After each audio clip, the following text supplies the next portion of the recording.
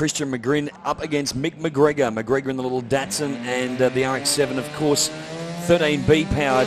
McGregor just rolling in the beams, but he got a green light. And Christian McGrin, he starts to make his way out. He's out in front. Oh, he's out of shape. That's what he is.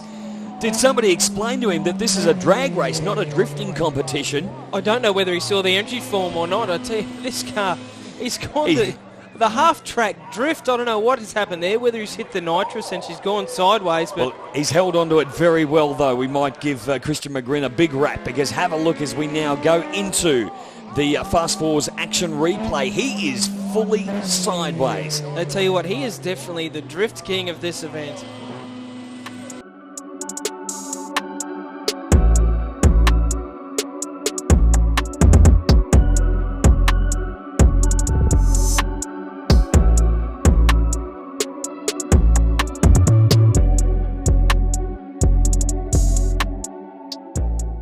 Hi everyone, welcome back. Just a quick update. We haven't done a lot on the car. We've been going to car shows and race meets, and it was Easter and Anzac Day, but I'll follow on with what we're doing. We're still trying to get the seat in the car.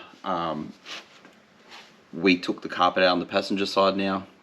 You saw on the other side it was not the best under the carpet, and we've been cleaning. It doesn't look like a lot, but it takes a long time to do. And for me, this is something that annoys me. I need to know that it's done and done right, because in the future, you don't want rust coming through, and it's just something that bugs me. So I just want to make sure it's done right and nice, even though it will be getting covered with Dynamat and all the other stuff. But it's just something that I wanted to do, and I'll show you why. So come on in and I'll show you. Okay, so I'll point out to you with my trusty metal rod where the problem areas are and what we've done. So there was a inspection hole here that was cut out, and I always wondered why until I put my fingers in and I feel a cable through there. So there's some welds that have been done from the underside, so I'm assuming at one point it might have been pulled away or removed for some reason, and it's, now that I know, it's probably to get that cable through there. So it's probably a power cable for the motor from the battery. So that's one thing. But that was covered with a thick gasket-like paper that was glued down, and I removed that and we cleaned it up because it was a bit covered in residue and surface rust had started to form there. Just like in that area that wasn't painted in the exposed area of the roll cage base. These areas here where stuff may have been removed or sanded, they were all bare metal. They were starting to get surface rust. So I've only done along that edge there and leaving that side for the moment. So I've cleaned it up, taken away with acid cleaning process, what you would refer to as like a deoxidine. So it takes off the rust, the surface rust, and then you're treating the metal, and it just stops it from coming back, and then you neutralize it with water and dry it. So yeah, this looks a lot nicer than what it did.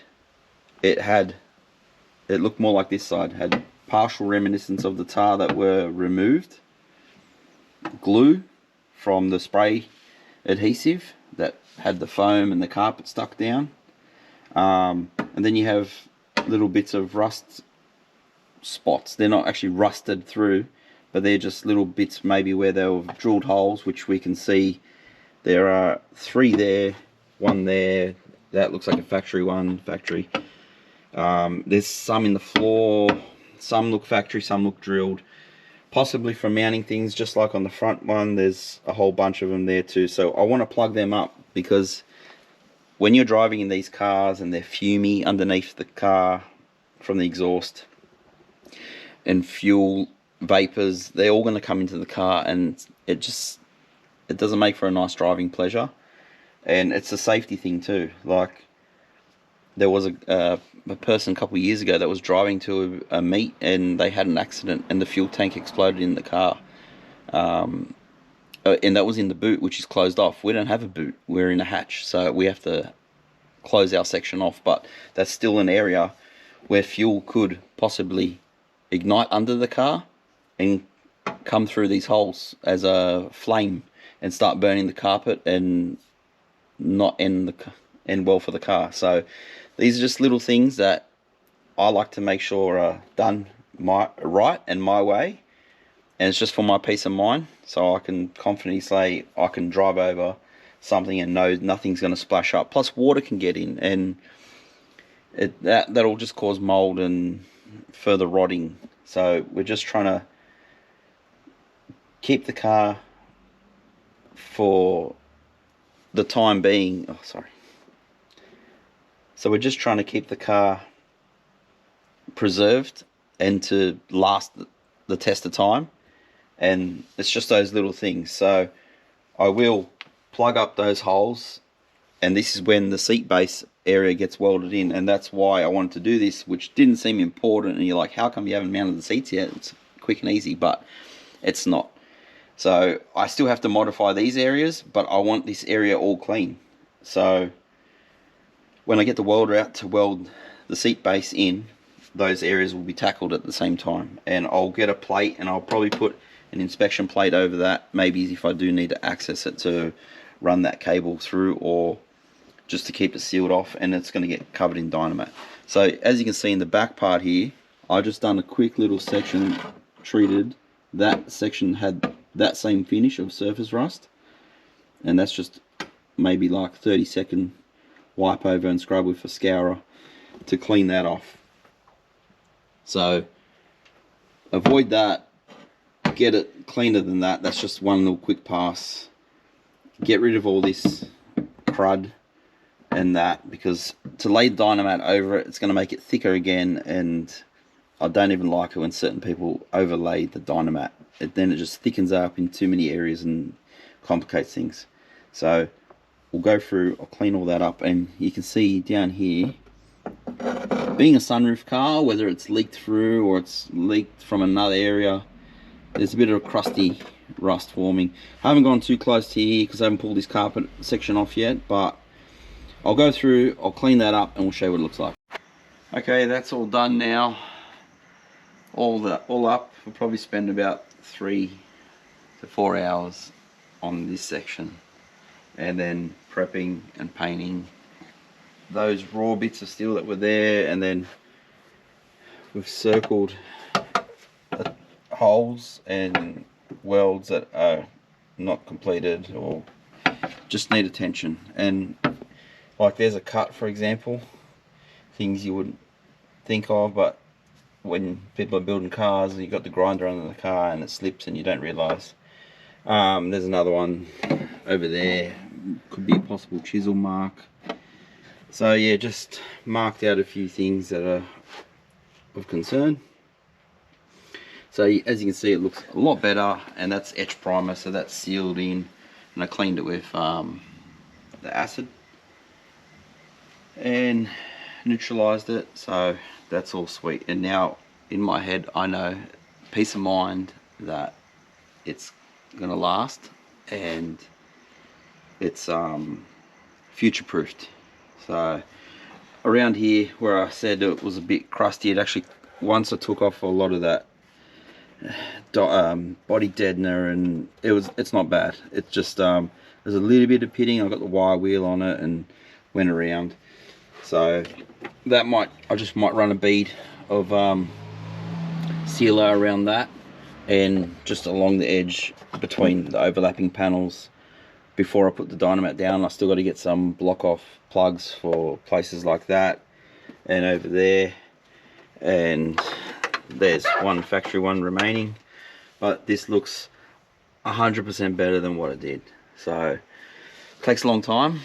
That was a whole day's work just doing that part, and it wasn't a full strip. That had like, it's just still through the middle, and I pulled the carpet off the side, so then I still have to do this part, and then I need to chop those sections of the floor to remake our mounts to suit the lowered seat rail mount that I made.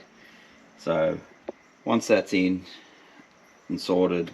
This will be all finalized then, that way it looks cleaner when we're doing the wiring. If I'm like, there's the standard wiring that's running up the side here.